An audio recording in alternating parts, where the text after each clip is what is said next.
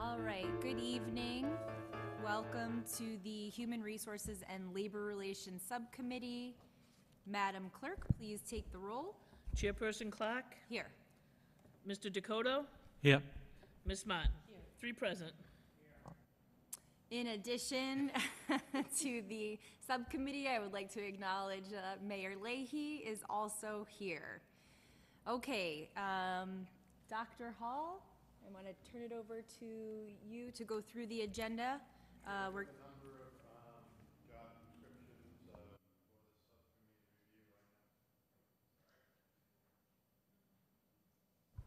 We have a number of job descriptions for the subcommittee's review. I know the subcommittee previously wanted a more detailed job description on job dropout prevention or director of alternative school education. We do have an enlarged job description for that to get after those goals. I believe one of you requested the House Dean job description. That's in the packet.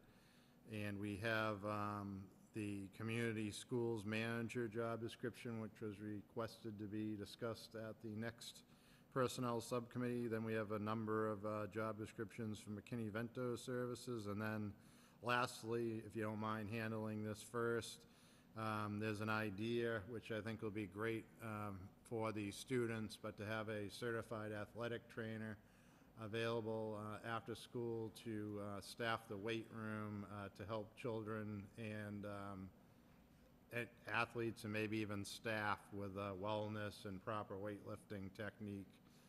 And that's before you as well for a stipend for fall, winter, and spring. But if you wouldn't mind if we could start with that. I know Mr. Fiato has a statement from a previous student athlete who was very supportive of the idea, and Mr. Fiato would like to talk about the idea as well. Thank you, Mr. Fiato.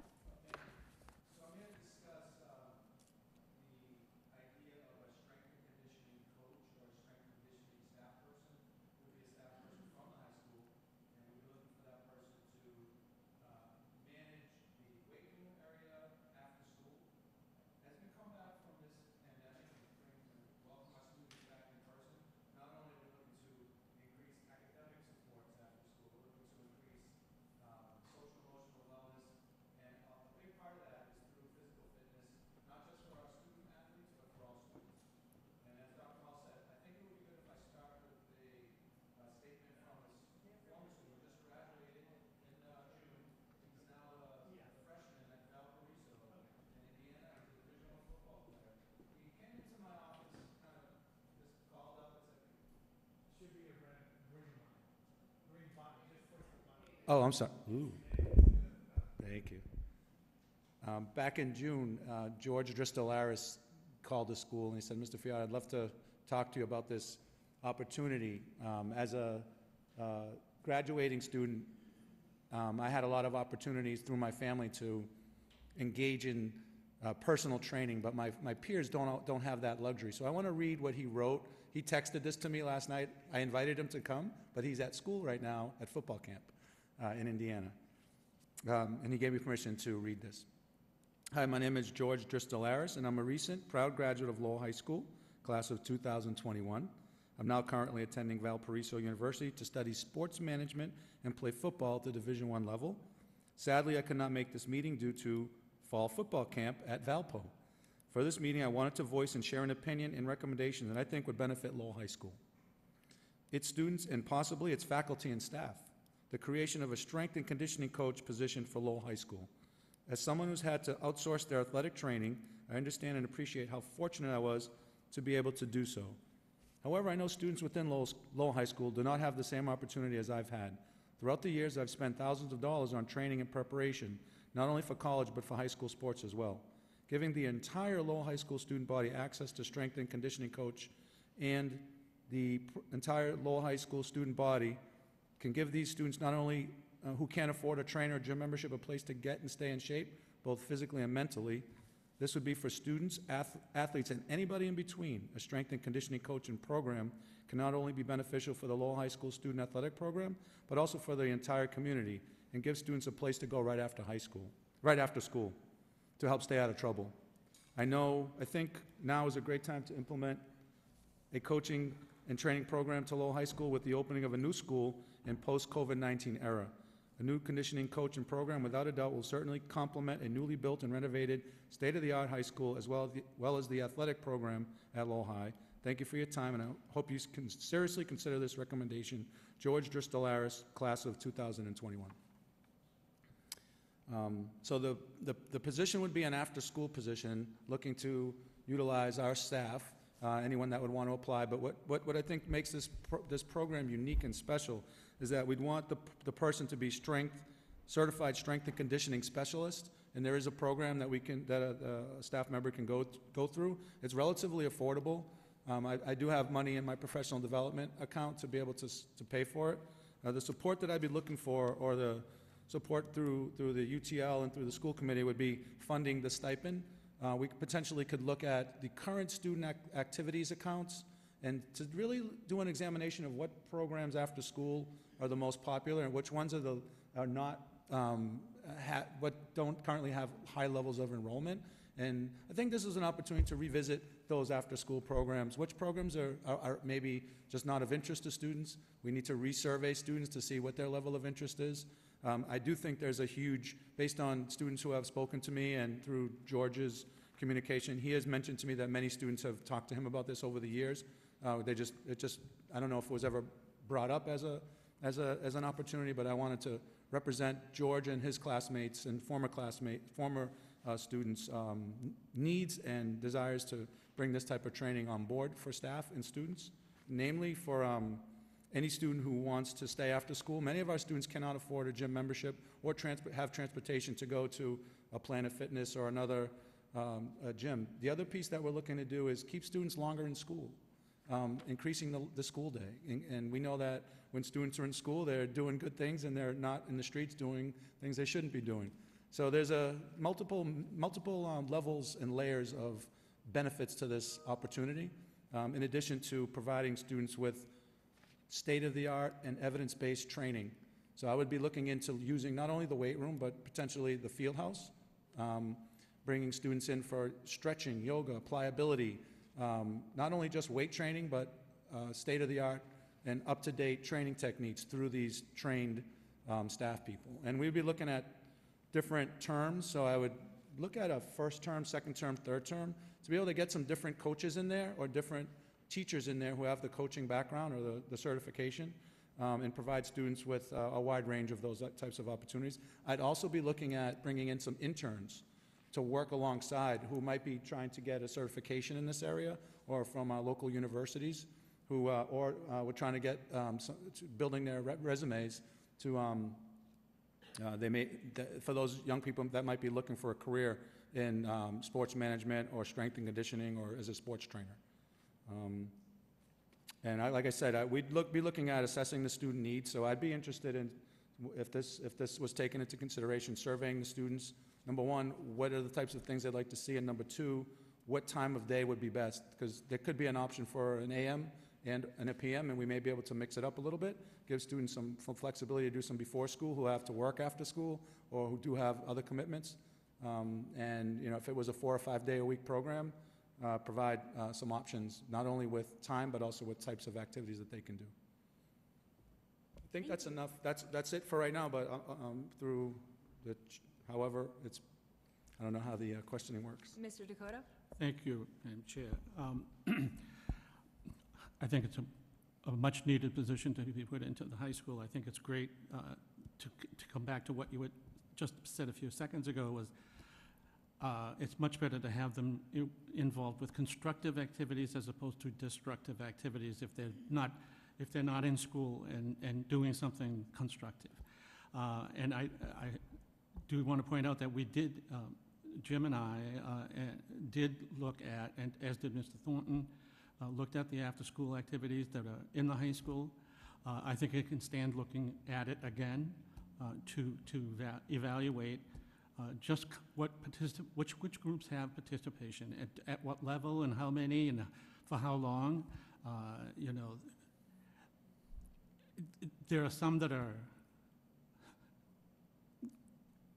small, I'll use that term, but they do serve a certain purpose, and I think a lot of after-school activities, I think we can never have enough, quite frankly, to keep these kids busy and active and learning better social skills. All of these after-school activities do provide that very important tool for kids. And so I strongly, support that, and I hope this gets off the ground.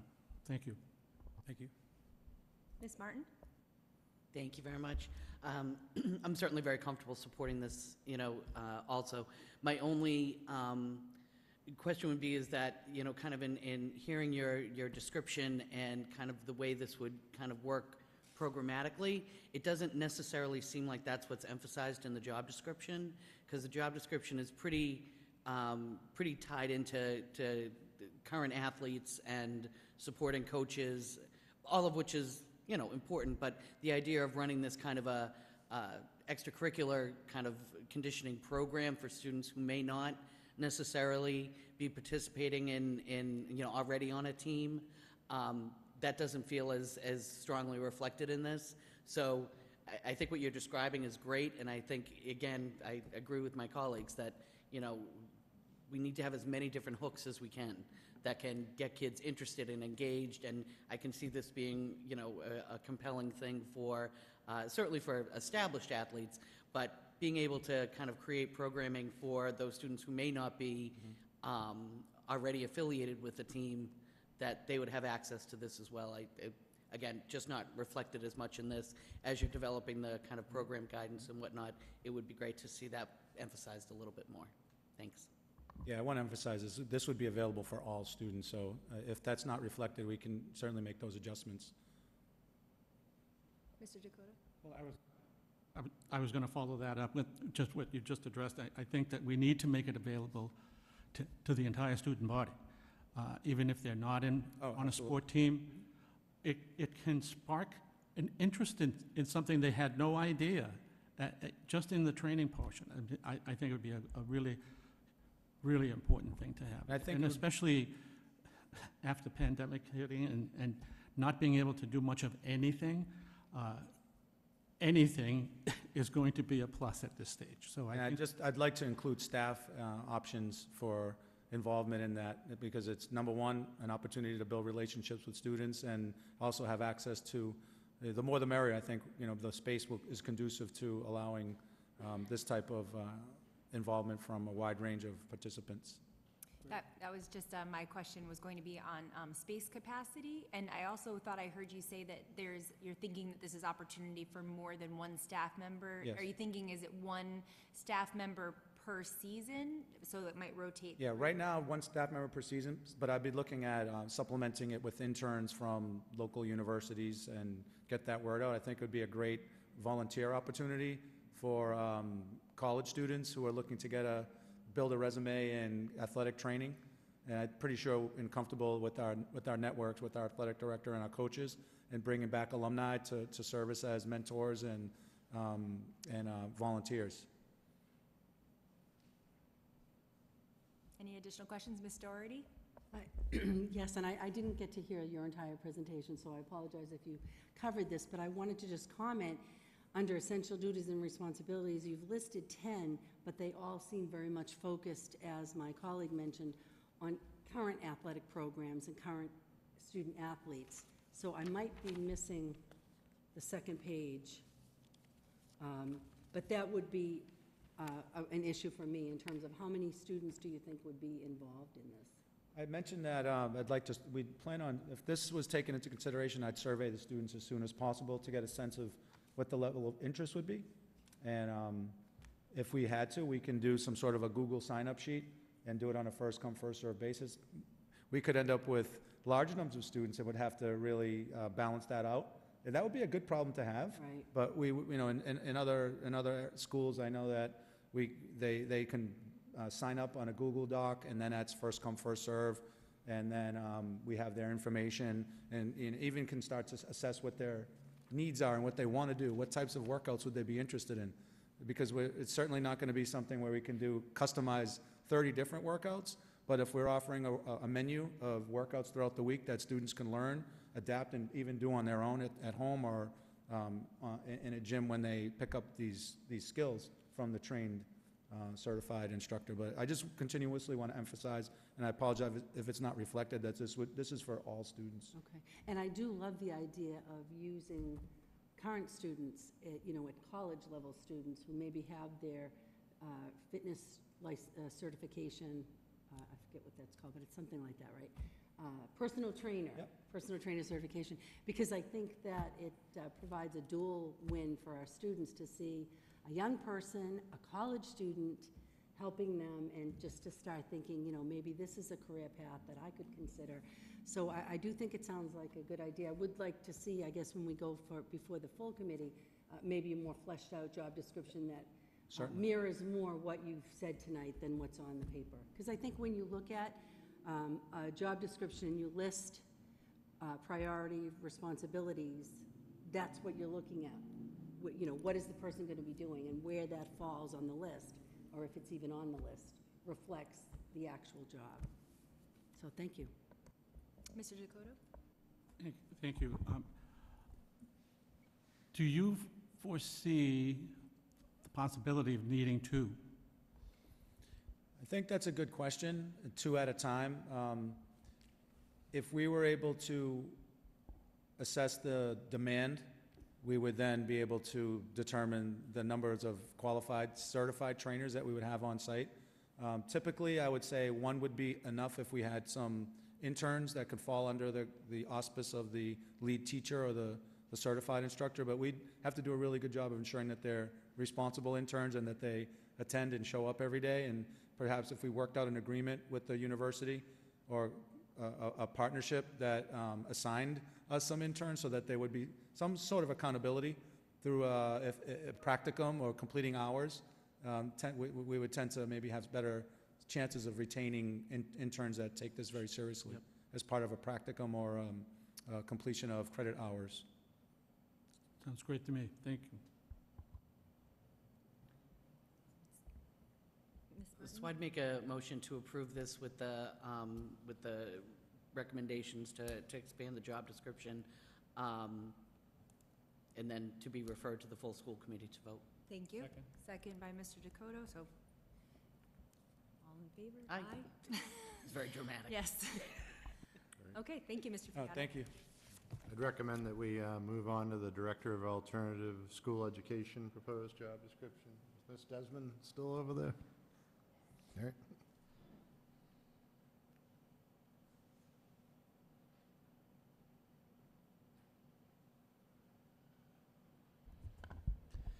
Thank you, Mr. Hall, Dr. Hall.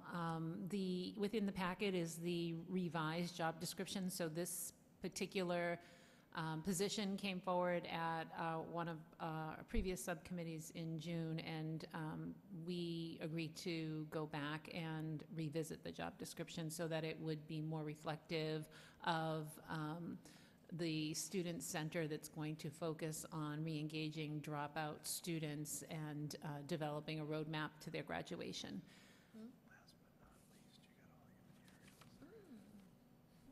Ms. Martin? Thank you very much. Ms. Desmond, can I ask, so I know in the past we've had a similar position, correct, that was responsible for the Student Resource Center? Was that a different title or the same title? So this particular position, the job description that was presented in June was that of the previous position. Okay. And there was a lot of reference to specifically our Career Academy and oversight of the Career Academy.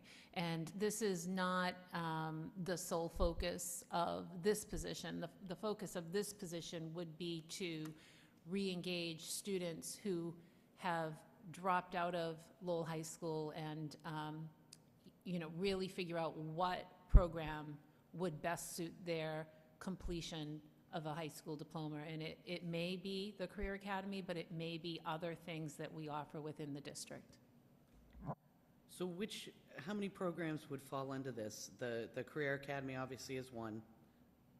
What other program options would there be? So what we would envision is a student center that would work with our attendance office, with our data office, with our high school head of school, assistant head of school, house deans, perhaps our middle school principals and guidance counselors, to really look at students that might be in danger of dropping out and trying to make sure that they're supported well, but also be able to find students who have dropped out and re-engage them and really look at what would best suit their success.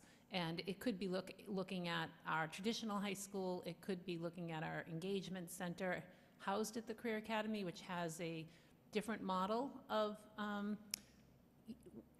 work and remote and in-person instruction. Our Career Academy, and as the traditional sense of what the Career Academy does.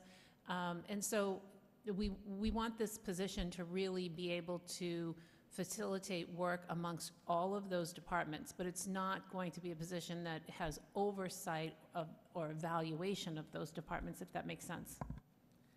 Okay, well, that would bring up the question of, at the end of these final job descriptors, oversee and evaluate all alternative programs and their coordinators. That should be stricken from that description. The oversight that this position would have would be of the members of the department. So we talked about a couple of liaisons, and we also talked about a clerk.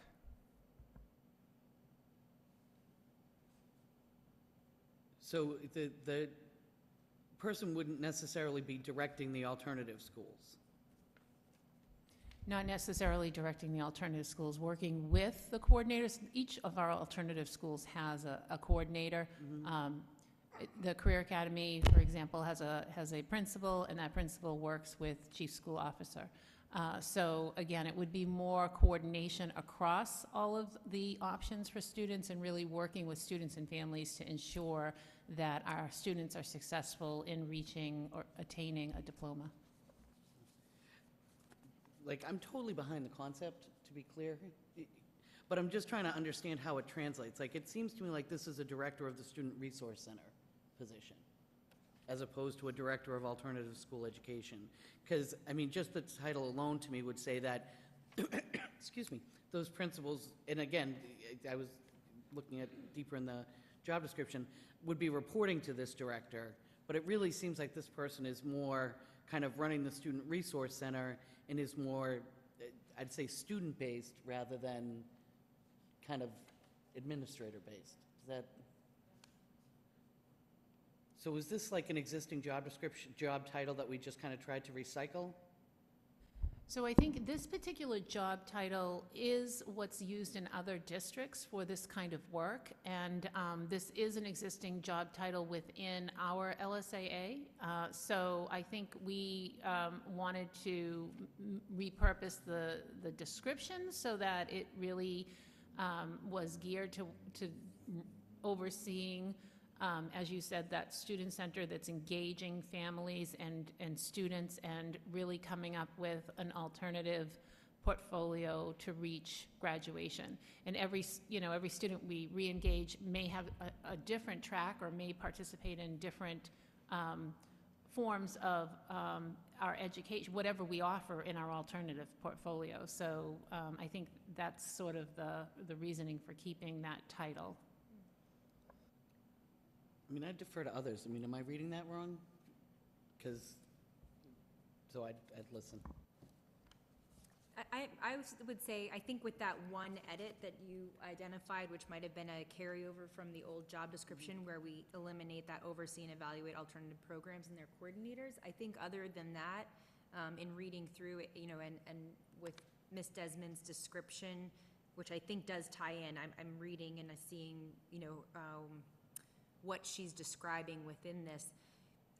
I think that the title could stand. I can see why if it's an existing title within LSAA and it's used in other districts, that helps to categorize it, as opposed to maybe an adjustment to the Student Resource Center, because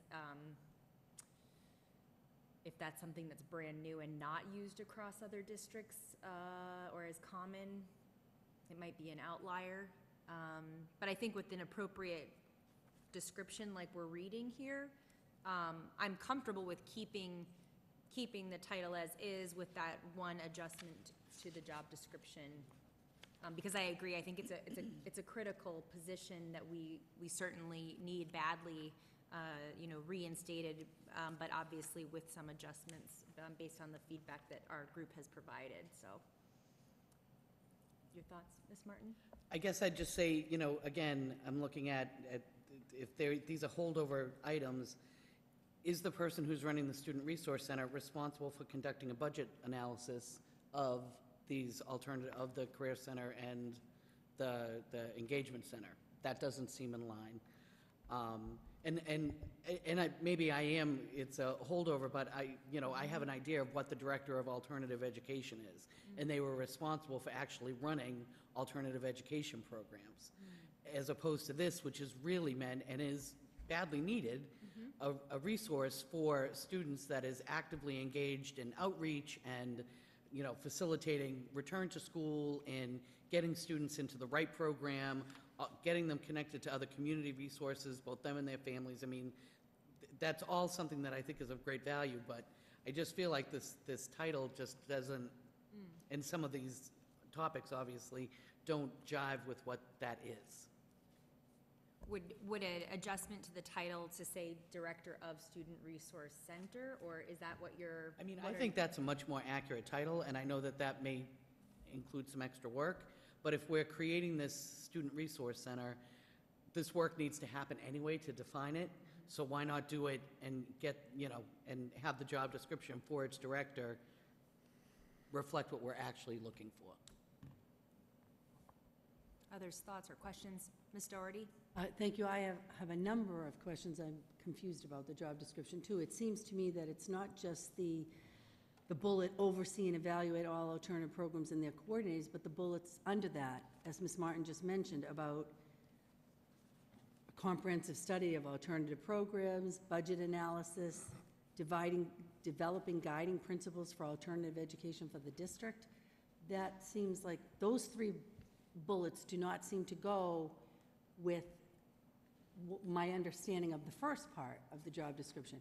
Also, this is going to seem like a really basic question, but the Student Resource Center, is that the Engagement Center, or is that a different thing? What is the difference between those two things? Ms. Desmond? The Engagement Center is housed within the Career Academy, and it's grant funded. It's been existing for quite a while, so this would not be that. So to go back to the budgeting piece. If I could just okay. finish that point. It's not the it's not the Engagement Center. How is it working with the Engagement Center? Like, just clarify why it's different, how it's different, and how these roles will interact. Yeah, so the Engagement Center is housed within the Career Academy, and it offers students a different educational experience. So there's some in-house education that goes on, then there's some work education that goes on, so students are transported to job sites. So it is part of our alternative education portfolio, and it's a little different than just, staying all day in one location and engaging in a traditional in-person sort of educational experience. But that's different in the sense that it's actually the education of our students, whereas this is a center that's going out looking for students who've come off our rolls, try to re-engage them to come back to Lowell Public Schools, sit down and look at their transcripts and go through the transcripts and determine what is missing to actually obtain a diploma, and then sort of work with the student and the families to come up with ways in which we can get students to that diploma, to complete that track. And it might be that they go to the Engagement Center, it might be that they go to the Career Academy, it might be that they go to Lowell High School. So I think that's what we're talking about when we're talking about sort of managing the alternative education options, is really being able to figure out what is the right fit for this particular student so that we can get them to be successful and complete graduation. So I think when I'm talking about sort of managing the alternative ed options, I'm really thinking about someone really understanding what all of the options are for students and figuring out what's the right fit for that student so we can get them re-engaged and through the process to meet graduation requirements.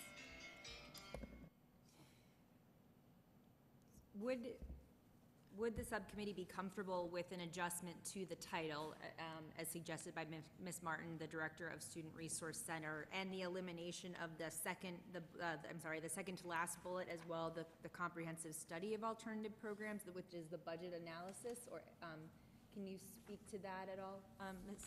Desmond? Right, so I think what the hope is that, so we have some alternative education programs right now, but I think there's a lot of other options that we could provide students.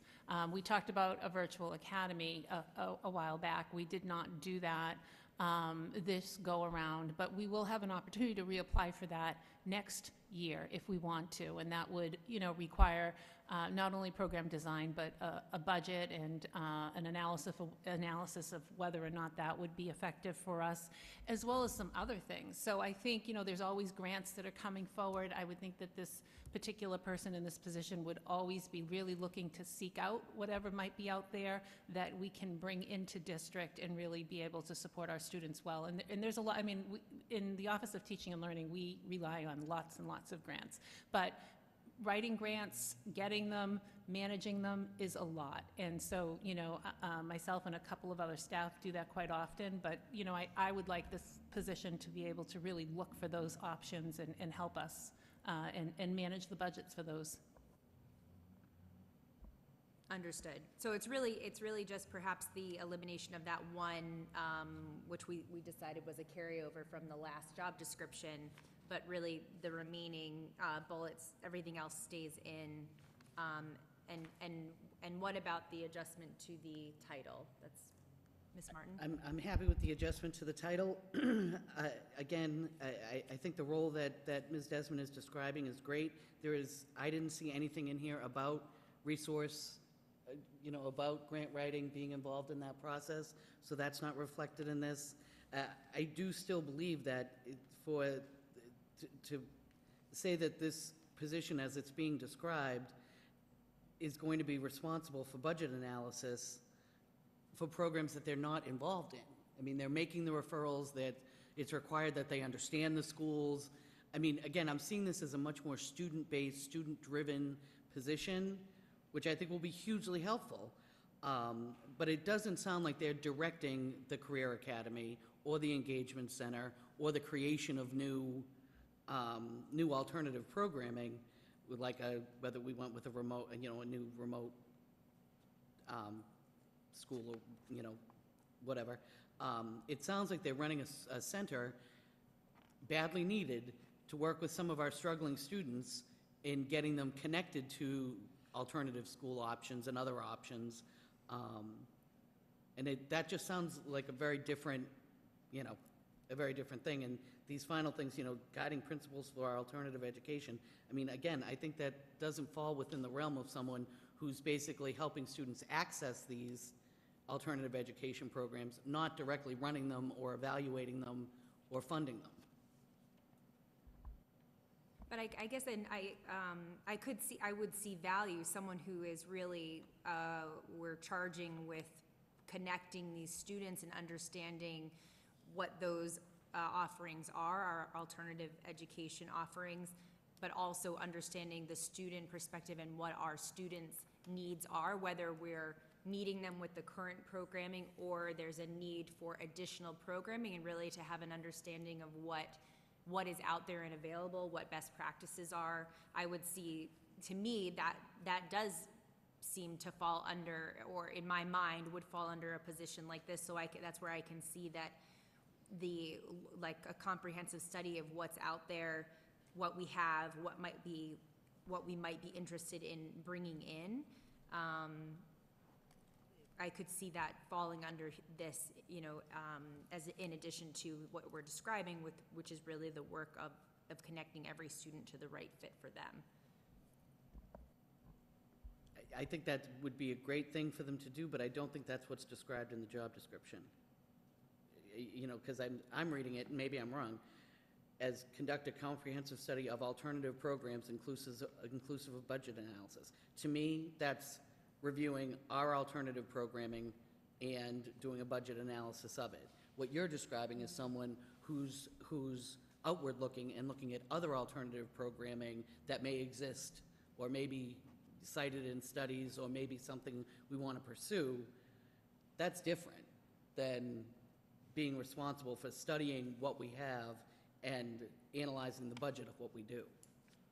I guess I think of it as on both sides, because we want to understand what we have, and if we know that we're really, the number of students that are flowing to a particular program we have is not necessarily yielding, you know, how does it work? What's the breakdown in funding for one program over another, and is it perhaps, do we need to provide more funding over here because in fact it's serving more students than what we've got? I guess I feel like that's all potentially included. Is there anything else you would suggest to add, or Ms. Desmond, do you have any ideas or suggestions on how we might modify this to fulfill what Ms. Martin's describing? I would be happy to integrate any of the suggestions. I think they all are valid. You know, again, I can understand where it sounds like it might be confusing. I definitely do agree that, you know, we should be explicit about the grant writing piece of it as well. So I would be happy to take all of the suggestions and just craft it so that everyone's comfortable with it. What I would wonder is if could we approve it with knowing that that's going to happen, and then have a final review of it before posted? Or I'm just concerned that we're going to have to maybe wait until September to get it approved. Ms. Martin? Yeah, I think if we could, just to make a suggestion, I think if you could go through and make those adjustments, Ms. Desmond, it can be presented to the full committee at the next school committee meeting so that we could vote on it in August. I don't know if would that? Yeah. Okay. I think that, yeah, I think that would be great. Can I make, that's a motion from Ms. Sure, Martin now to it is. yep, okay, thank you. To make the adjustments described over the course of our conversation and bring it to the next committee meeting. Second from Mr. Dakota. All in favor, aye.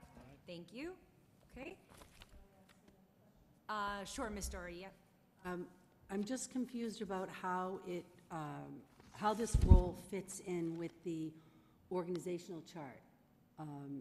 I see that under alternative education and dropout prevention, that comes under you, Ms. Desmond. So would this be just under that whole program, a separate entity in itself?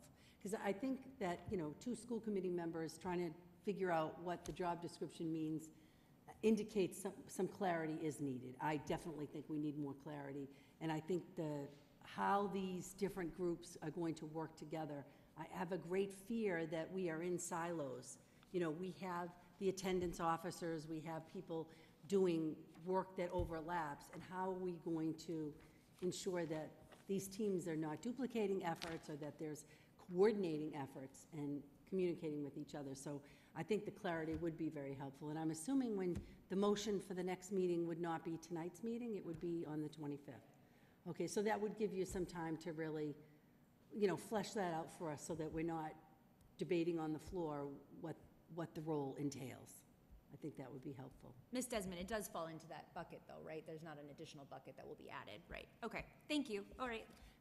Dr. Hall, would you, where would you like to go I'd next? suggest that we go to the job descriptions supporting Kenny Vento. Ms. Phillips has drafted a memo that's in your packet. Ms. Phillips?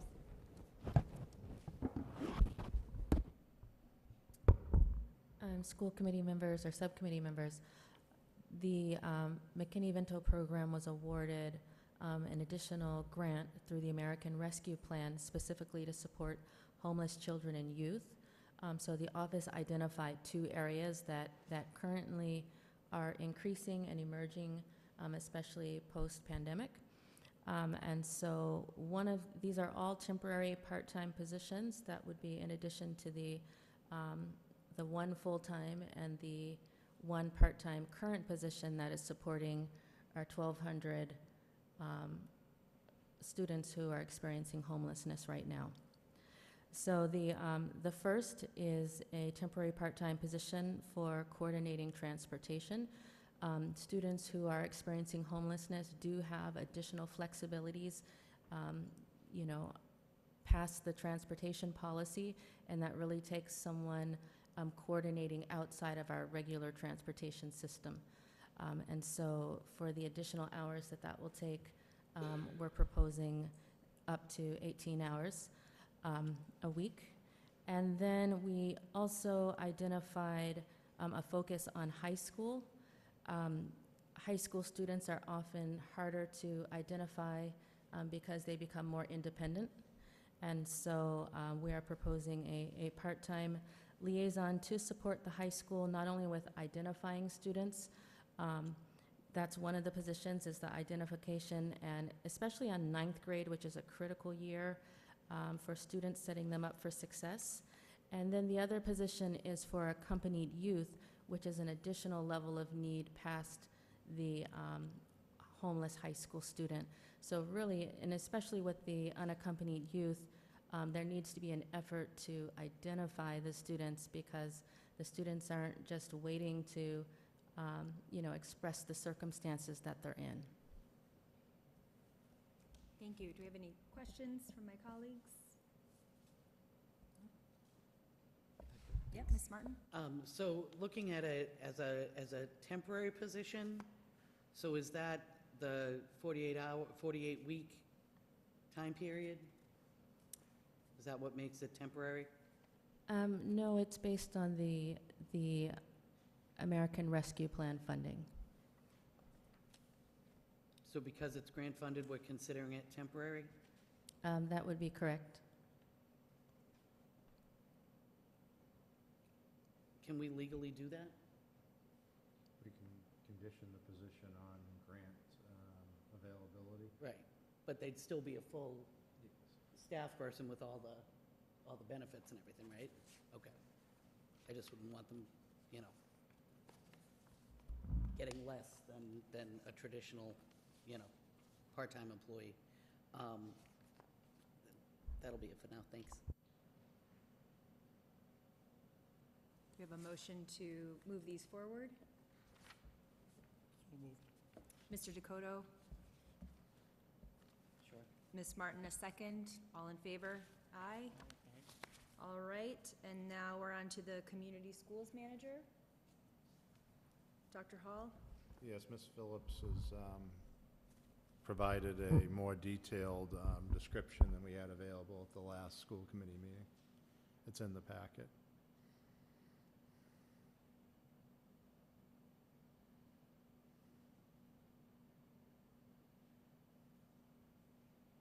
Mr. Dakota? Thank you, Madam Chair. I'm wondering why this isn't an LSAA position.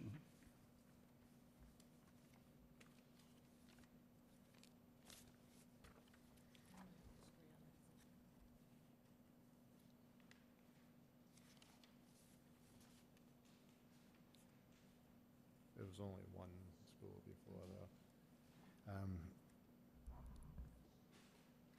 It would be interesting analysis, Mr. Dakota. As you know, we're expanding this position to cover 5 schools now, I believe, instead of just one. But I think in looking at this, I don't know if this person necessarily is managing personnel or evaluating anyone, and that could be a differentiating decision. But, you know, certainly we could look at that if that's the guidance. Well, I don't know. It just seems like that would be setting ourselves up for a challenge on that. I would be cautioning us to be careful on that, because if there are some positions that are being renamed or just to get away from a union contract, I'm not fond of that idea. This is a 12-month position, though, correct? is that a differentiator? Is it LSA, or do we have some LSA 12-month positions? Well, for example, if it equated with the district support specialist, which is paid slightly right around this level at 86 to 90, that work year is much shorter than the 260-day work year that's listed here. So that potentially could equate to shortening the workdays and potentially increasing the pay. If it went up to the coordinator level, it would go up another $10,000 or $15,000. Ms. Martin? Can I ask, is that what's being recommended? Doesn't sound that way to me. We're not recommending moving up to a coordinator level. I think we're comfortable at the manager level. Yeah, I guess what I'm getting at is LSAA probably, if it equated to a unionized position, would be looking for the work year that matched those two jobs in order to put it in the grid. So that was, I guess, part of our analysis. There's very few 260-day work year LSAA positions. But is there a need for it to be a 12-month position? Yes. Yes. Okay.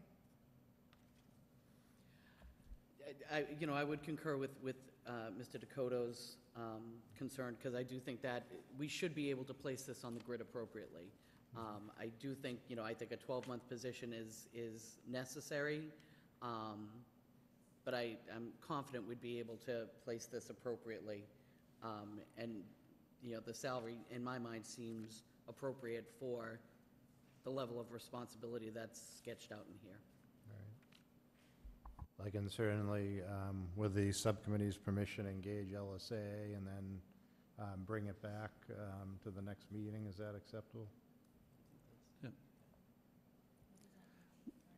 Just to add, my concern is that I don't want us to be setting ourselves up for grievances that could be filed about that. So we have to be tread lightly on that. Yeah, Thank you. I certainly appreciate the input. It's very valuable. Are we, though, in need, based on the timing, does it make sense to move this forward with the understanding that there's a request for you to discuss this with LSAA so that we can bring it to the full committee at the next meeting? That's what I'm taking the guidance to be, so I'll get their feedback, incorporate it within reason or how it fits the job, and then bring it back to the committee at the next meeting. Is that acceptable? So, a motion from Mr. Dakota and a second from Ms. Martin. All in favor? Aye. All right. Dr. Hall, anything else, or We should be all set. Thanks for everything. Oh, yeah, Ms. Doherty, go ahead. I have a question through the chair for Dr. Hall. Perhaps you know this. I had a motion that passed unanimously that we look at a grants position as part of, remember, we put a number of positions in abeyance that we were going to look at. And that motion did pass. And when I mentioned it to Dr. Boyd, he said he had a position in mind that was a grant-funded position that was, the grant was no longer. This seems like it might be the position. Do you know? Because there's only one reference to grant writing, and it's support grant writing to increase funding as well as grant writing. So it's saying that it's a preferred skill, ability to have grant writing experience, and that would be supporting grant writing. Do you know if this was the position he had in mind? You don't know? I don't think it was, Ms. Doherty. Okay. This was, Because we have yet to see that position then. well, it could have been. I'd have to look it up, but I wasn't involved in that. Okay. I would, if we could just, and I'm Sure. not making a motion, but I'm just saying, this was a motion that was passed. I did not see that position. If this is the position he had in mind, I just want to know that. Yeah, remember it was in open meeting for the full committee, and you did not support it, actually. It did not support unanimous, it was not voted unanimously, but we got the majority vote. There was concerns that it's not just grant writing, and I said I don't really care about the title. Obviously, there's program aspects to doing grant work, that this person would be kind of like another Carolyn Rocheleau, which I think it's one of those positions that will pay for itself and more. Right, and this is a position that reports up through the Chief Equity and Engagement Officer, so it does not seem like that this is It not. doesn't seem like it's that the this is right the one. But position this, at all. he did mention specifically the program that's no longer being funded, so that's why I was confused about it. But if we could get clarification, because if this isn't the position he had in mind, I'd like to see that position, because we voted that we were open to looking at a job description to grow the grants department. And like I said, I think it's a win-win. Thank you. Thank you. All right, do we have a motion to adjourn by Mr. Dakota, second by Ms. Martin? All in favor, aye. Thank you, everyone.